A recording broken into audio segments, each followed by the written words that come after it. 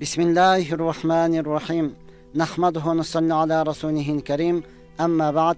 Assalamu alaikum urmatlı mu'min musulman bir tuğandarım. Birinciden bütkül alamdı жоқ жерден жаратқан, ошол заттын буйругу менен таң атып та күн баткан, чыныгы жаратуучу Аллах Таалага чексиз мактоолор болсун. Жана пайгамбарыбызга жүрөгүбүздүн эң эле төрүнөн чыккан салаваттары жана саламдар болсун. Мактоо жана салаваттан кийин Аллах Таала сиз биздин ушул вакытка чейин кылган ибадатыбызды толугу менен кабыл кылып, пендечилик кылып, билип билбей кылган күнөөлөрүбүздүн бардыгын түп тамыры менен кечирген болсун. Урматтуу мусулман менен бир туугандарым, көптөн бери биз аракет кылып ушул сабак баштасак экен деп кайра аракет кылып, мына алхамдулиллах Аллах Таала бүгүнкү күнү мүмкүнчүлүк берип жатат. Андыктан биз бул сабагыбызда ушул ислам дининин түркүгү болгон 5 түркүктүн бирөөсү намаз туурасында сабак кылмакчыбыз, намаз туурасында сүйлөмөкчүбүз. Албетте, пайгамбарыбыз саллаллаху алейхи ва саллям айткан: "Бунял исламу ала хамсин", ислам дини 5 түркүккө курулган. Албетте, эң биринчиси ла илаха иллаллах, бир Алладан башка сыйынууга татыктуу зат жок, Muhammed anın elçisi jana kulu dep köbөлүк beri bolsa, экинчиси албетте икамис сала, намазды тургузуу. Мына ушул намаз туурасында сөз кылмакчыбыз. Анткени албетте пайгамбарыбыз саллаллаху алейхи ва саллям пайгамбар болуп келген күндөн баштап адамдарды ислам диниге чакырып, бир Алладан башка сыйынууга татыктуу зат жок экендигине чакырып, адамдар ошого көбөлүк бергенден баштап пайгамбарыбыз саллаллаху алейхи ва саллям аны намазга буйрат эле, аны намаз окууга үйрөтөт эле, урматтуу тууган, намаз окууга чакырат эле. Ошондон биз дагы көптөн ойлонуп отуруп, адам баласына эң зарыл ушул жалпы ыймандууларга келмени айткандан кийин бир түркүгүнү тургузду. Эми андан кийин өтө зарыл болгон түркүк, ислам динидеги түркүк албетте бул намаз. Ya Rabbi, bul namazdın farz ekendигini бардыгыбыз билебиз, урматтууган. Ошондой болсо дагы кээ бир алсыз болуп жүргөн, же болбосо сустук кылып жаткан, вактынчалык дүйнө менен алек болуп жаткан бир туугандарыбызга дегеле жалпы өзүбүзгө сабак болсун деп ушуну баштадык. Анткени Аллах Таала Кур'ан-ы Каримде айтат: "Акимус сала", силер намазды тургузгула деди. Бул намаз демек Аллахтын өкүмү. Бул Аллахтын каалоосу эмес, Аллахтын өкүмү. Урматтуу тууган, өкүм менен каалоонун ортосунда асман менен жердей айырма бар. Муну эмне үчүн айтып атам? Анткени кээ бир туугандарыбыз Кудайга шүгүр, дени башы таза, акыл эси жайында, курсагы ток дегеле балагатка жеткен адамдарга намаз окубайсызбы десең, Кудай кааласа, Кудай буйрса дейт. Ооба, жакшы сөз.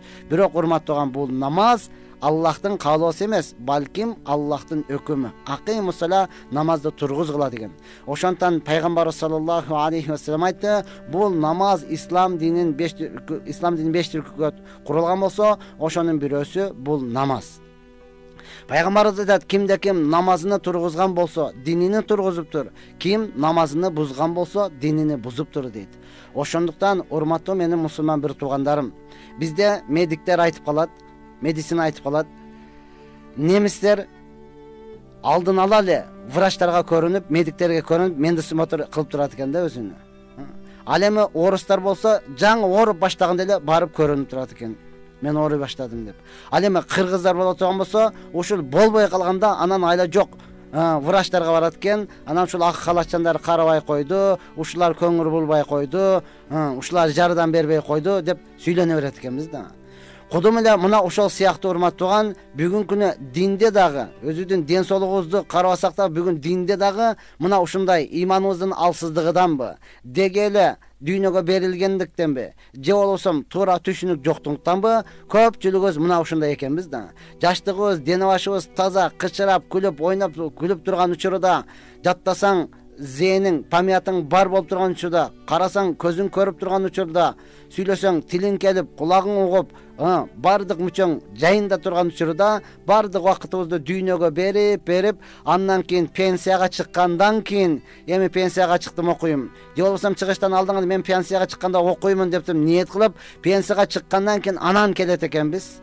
Же көзүбүз жакшы көрбөйт, же кулагыбыз жакшы укпайт, же тилибиз келбейт, же эңкейсек белибиз ооруйт, бутубуз, тизебиз бүгүлбөйт, намазда жакшы отура албайбыз. Мына ошондой кыйналган учурларыбыз өтө көп.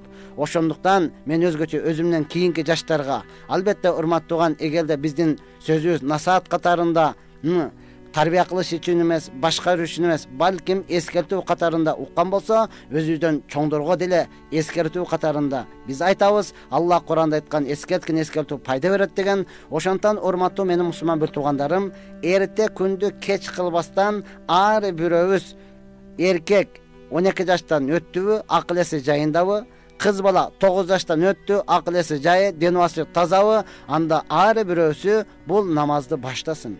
Намазды баштасын. Пайгамбар саллаллаху алейхи вассалам айткан, намаз менин көзүмдүн кареги деген. Аллаху акбар. Элестетин, көздүн кареги келе жатканда каалайсызбы, каалабайсызбы, билесизби, билбейсизби, даярсызбы, даярсызбы, өзү жумулуп, өзү ачып, көзүңүздүн карегин ушундай сактап берет. Демек, намаздагы мына ушундай сакталыш керек. Намаздагы мына ушундай окулуш керек. Бир адамдан намаз окубайсыз десем, желание жок дейт. Айланып кетем, сизде эмес, менде деле жок десем, айтат, анда неге окуп атасың дейт. Бул менин желаниям, менин каалоом менен эмес. Бул Аллахтын өкүмү, акыймуссала, намазды тургузгула деген урматтуу турган. Мына желанияң барбы, жокпу, муну не кылышыбыз керек? Ден башың таптаза турат, балагатка жеттиң, акыл эсиң жайында, анда каалайсыңбы, каалабайсыңбы, Аллахтын өкүмү. Биз башташыбыз керек, биз окушубуз керек, урматтуу турган. Өкүм менен каалоонун ортосунда асман менен жердей айырма бар. Мисалга айтканда, азыр эркектерге көбүрөөк айтайлы, үйүңүзгө бардыңыз, курсагыңыз ач, аялыңызга айттыңыз, чайап келчи дедиңиз, макул, сиз кааласаңыз деп чыгып кетти. Жарым саат отурасыз, жок, кайра кирди. Чайап келбейсиңби сен? Сиз кааласаңыз болду. Кудай буйрса, сиз кааласаңыз эле ниет бар, жүрөгүм таза деп кайра чыгып кетти. 1 саат болду, дагы деле жок да. Эми кандай абалда каласыз? Эми ошондой мамиле кылган адамга сиз кандай жооп кайтарасыз, урматтууган? Сөөгө берип, колуңузга эмне кере турган болсо уруп бересиз го. Алла ушунчалык мээримдүү зат, урматтуу турган, акыймуссала, намазды тургуз деп айтса дагы, сиз биз дагы эле жүрөбүз. Кудай буйрса, жүрөгүм таза, душаң таза болсо болду деп коюп. Жок, урматтуу турган, жүрөктүн тазалыгы, душанын тазалыгы бул тил менен айтуу менен эмес, балким ошол Аллахтын өкүмдөрүнү аткаруу менен душа таза болот. Аллахтын өкүмдөрүн аткаруу менен анан жүрөк таза болот. Жөнөкөй эле аткарбастан эле мен душам таза деп, жүрөгүм таза деп тилиңиз менен айтып койсоңуз, эч кандай бул урматтууган жүрөктүн тазалыгына бул далил боло албайт. Албетте, урматтуу турган, я Аллах, Пайгамбар саллаллаху алейхи вассалам айтты, бул намаздын диндеги оруду денедеги баш сыяктуу деди да. Намазды сиздин башыңызга салыштырды. Эмне үчүн? Анткени эки колу жок адамды көрдүк. Эки колу тең жок, бирок жашап жүрөт. Жашап жүрөт. Мен өз көзүм менен көрдүм, сиз деле көрүп аткандырсыз. Эки колу тең жок, бирок жашап жүрөт. Керек болсо эки буту тең жок, эки буту жок, бирок жашап жүрөт. Бул жашоодо башы жок адамды көрө элекпиз да. Элестетиң, олтурсак эле бирөө кирип келди. Ассаламу алейкум деп эле. Карасаңыз башы жок. Ва алейкум ассалам деп эле бул жака кача бересиз да. Демек, жашоодо андай болушу мүмкүн эмес экен да. Ошондуктан пайгамбарыбыз бул намазды башыңызга салыштырды да. Башыңызга салыштырды. Билем, сиз өтө жакшы адамсыз. Ооба, жүрөгүңүз таптаза, эч кимдин артынан сүйлөбөйсүз, айтсаңыз бетиге айтасыз, өзүңүз жакшы иштерди кыласыз, көп жардам бересиз, бирок башы жок болуп атпайбы? Башы жок болуп атат да. Жакшы иштериңиздин башы жок болуп атат, урматтууган. Бизде өзгөчө Кыргызда конок чакыра турган болсо, кой союп, койдун башы менен алып келет. Башын көптүп, кой союп сыйлады дейбиз да. Эгер башын алып келбей мындай деп койсо, этти сатып алып келген окшойт деп маани деле берилбейт.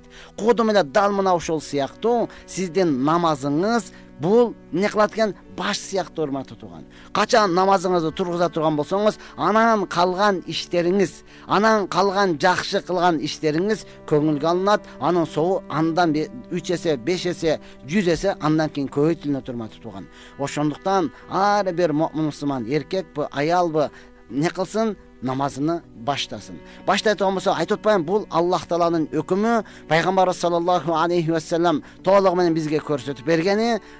Albatta bunun içinde farzları var, albatta sünnetleri var, albatta vacipleri var. Oşal ölçüde karahiyat makruh degenleri var. Gelecekte inşallah sizler dua kılıp tursanızlar, biz dayardan turup alardı özünün etap menen aytıp berүүгө hareket kılabız. En negizgisi siz vakitni tekке ketiribеңiz. Siz özüңüzdü aldabаңыз. Siz pensiyaga çıgayın, manal jumuşumdu бүтүрүп alayın, andan keyin mындай kılayın demeңiz urmаттуу. Allah Taala Kur'an-ı Kerimde albatta aytat: "Ve innaha lakabiratun illa alal khashi'in." Ova namaz başlaş öte kıyın. Namazды turguzuş öte kıyın. Kimlerge? Allah'tan korkpoğan insanlarga.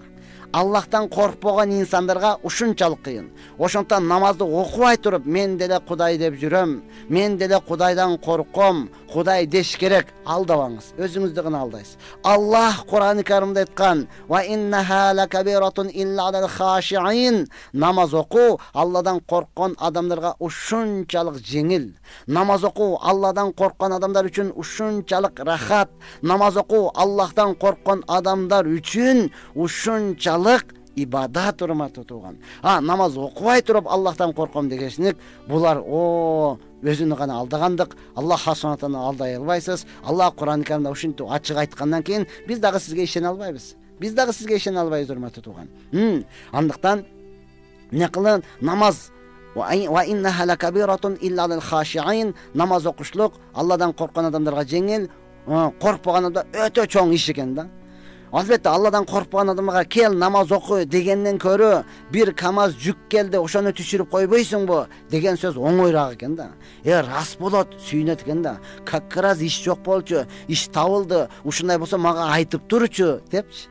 Мага айтып турчу деп ал адамга намаз оку, жүр мешке кир дегенден көрө, kamaz jük geldi, oşonu түшүрүп кой, kamaz dagın jük келет, oşonu kelgende sana aytıp koyayım bu degen söz oңойраак экен, balkim maga жагымдуураак экен. Siz biz oşonday adamlardan katarında bolup kalbaylı. Balkim har bir öz maşallah Allah Subhanahu Taala'nın hükümlerini toluk aktarıp namazga beken bola turgan bolsoңuz, namazды başta ola turgan bolsoңuz, namazды turguzуп ola turgan bolsoңuz, anda bardıq işiniz жеңил болот. Анткени караң, пайгамбарыбыз өзү ne dedi? Peygamberimiz sallallahu aleyhi ve sellem'ga kandaydır bir kıyınçılık iş kele turgan bolsa, oşol zamattan namazga kayrılat ile deydi. Ya Allah, bul degen söz urmat tuğan, bütkül alamdı jok жерден jaratkan, ari biriga ahval berip jatkan, ari birinin baktılуу je baktısız kılıp jatkan, bardık nesege kadir bolgan жалгыз Allah'a kayrılуу da. Жалгыз Allah'ın özüne kayrılır urmаттуу. Бүгүнкү күнү biz oşol namazды turguzбагандыктан жашообузда канча кыйналып атабыз. Бүгүнкү күнү oşol namazды turguzбагандыктан канча адамдарга кайрылып, алардын не эшигине каккылап, алалсак алдык, алалбасак жок, ыйлап, бизди өкмөт карабайт, бизди бул жак карабайт деп жаткан учурубуз. Келиңиздер, бардыгыбыз машалла, Пайгамбар саллаллаху алейхи ва саллям көрсөткөндөй, Аллах Таала өкүм бергендей, намазды баштап алыңыз, кандайдыр бир кыйынчылык келсе намазга кайрылыңыз. Алымдарыбыз ачык айтты. Kimde kim Allah menen süйлөшөм dese namaz okusun. Yok, Allah Taala meni menen süйлөsün dese anda Kur'an okusun dedi. Maşallah. Allah Taala menen süйлөшүүnү kalaysızbı? Anda namazga okuңuz. Maşallah, daarаттанып туруп Allahu Akbar. Allah Taalaga kayrılыңыз. Бардык ахвалыңызды көрүп билип турган, бардык несеге кадыр болуп турган, бардык несени чечип бере турган жалгыз Allah гана. Men murdatan aytıp kelem, mazıdağız aytam. Allah'tan ötkön çoğun sponsor hiç yeride yok. Allah'tan ötkön bereşen hiç yeride yok. Allah'tan başka tanış hiç yeride yok urmaton. Allah'tay bolgon tanış, Allah'tan bolgon çeçkindü çeç bire turgan hiç yeride yok. Өкмөттөгү адамдарыбыз айтып коет го, таанышың болсо танкасың, таанышың жок болсо манкасың депчи. Неге? Анда таанышың болсо дагы чечилиши мүмкүн, чечилбей калышы дагы мүмкүн. Бул жагы ушундай болуп атат, азыр такыр эле болбой жатат, коррупция менен күрөшүп атат. Эч бир мурдагыдай болбой калды. Машалла, өтө сонун көрүнүш. Демек алар чечпей калды. Демек ар бир өз не кылайлы? Аллахка кайрылып, Аллах менен мамилени түзүп алайлы. Алла менен мамилени түзүштүк. Эң биринчи мына ушул намаз. Namaz urmatı tuğan. Allah Taala özü hadisi kudüsüde aytat. Men özüm menen özüm kelişim tüzdüm. Эмне деп? Kimde kim 5 vakit namaz okuy turgan bolsa, men аны özümdün жоопкерчилигим менен бейишке киргизем. Subhanallah. Жана не дейт? Мен өзүм менен өзүм келишим түздүм. Kimde kim 5 vakit namaz окубай турган болсо, аны менен эч кандай келишимим жок. Аны менен эч кандай менин келишимим жок дейт урматтуу тууган. Кааласа Аллах Таала күнөөлөрүн кечирип бейишке киргизиши мүмкүн, кааласа намаз окугандык үчүн азапташы мүмкүн. Келишим кимге болуп атат? Ким 5 мал намаз окуган болсо, намазына тургузган болсо, ушул адам үчүн Аллах өзү келишим кылып атат урматтуу тууган. Ошондон пайгамбарыбыз саллаллаху алейхи вассалам айтты, кыямат күнү кабырда эң биринчи сурала турган нерсе бул намаз. Эң биринчи намаздан суралат. Аллах Subhanahu Taala канча үй курдуң, канча иш бүтүрдүң, канча акчаң бар эле, канча коюң бар эле, андан сурабай турмат туган. Канча килограмм көтөрдүң, канчалык жеңгелге чуркадың, канча гол киргиздиң, ал турган нерселер сурабайт. Балким сен канча намаз окудуң, намазды кандай тургуздуң, мына ошол нерсе ушунда турайт. Эң биринчи ушундан сурайт. Эгерде ушунуңуз жакшы боло турган болсо, калгандарыңыз өтө жеңил болот. Эгер ушул суроодон өтө албай турган болсоңуз, анда Аллах сактасын. Алла сактасын. Ошондуктан урматтуу менин мусулман бир туугандарым, албетте пайгамбарыбыз саллаллаху алейхи вассалам айтат, сен өзүңө каалаган жакшылыкты башка бирөөгө кааламайынча толук ыймандуу боло албайсың дейт. Толук ыймандуу боло албайсың. Ошондуктан биз алхамдулиллах Аллах Тааланын фазыл карам менен, Аллах Тааланын туура жолго баштоосу менен, Аллах Тааланын өзүнүн мүмкүнчүлүк берүүсү менен ар бир намазды окуп атабыз. Андыктан бардыгыңыздарды ошо нерсеге чакырам. Ошону баштап алыңыз. Ошону окуп алыңыз. Албетте эч кандай кыйынчылыгы жок. Эң негизгиси чечим болсун. Эң негизгиси аракет болсун. Албетте Аллах Таала Кур'ан-ы Каримде айтат: "Аннулзимукумуха ва антум лаха карихун." Сен өзүң жактырбай жатсаң, сен өзүң каалабай жатсаң, мен сага лазим кылып коем дейт да. Ал деген сөз өзүңүз окугуңуз келбей жатса, өзүңүз пенсияга чыгайын ниет бар деп кечиктирип жатсаңыз, анда Аллах Subhanahu Taala оозуңа алып келип тыгып койсунбу деген сөз да урматтуу тууган. Аллах Таала мажбурлабайт. Аллах Таала инсанга ыктыяр берген. Алла инсанга каалоо берген. Машалла, каалайсыңбы 5 мал намазыңды өзүңдө оку дагын, ансыз деле нафил намаздар бар, хажат намаздар бар, истисқа, мына кургакчылык болуп атат, жамгыр тилөө намазы бар, тобо намазы бар. Я Алла, төрө менен намаздар бар. Ошону окуп туруп Аллахка кайрыла турган болсок, бардыгын берүүчү бул Аллах. Ар биринде бардыгы Аллахтын колунда. Андыктан урматтуу тууган, намаз, я Алла, сизди не кылбайт, эч качан жамандыкка баштабайт. Намаз эч качан урматтуу тууган сизди коркулбайт. Кудайга шүгүр, азыр бир канча мээнет болуп туруп, кайсыл жерге барып окуйм дей турган болсоңуз, эч ким каршы чыкпайт. Билесизби, мына ушул эле өзүбүздүн Бишкек шаарыбызда бирок акчаны алган, бербейт. Телефон чалам, ары качат, буяка качат, бияка өтөм, тияка өтөм, бияка кел дейт. Эми эптеп алып алыш керек.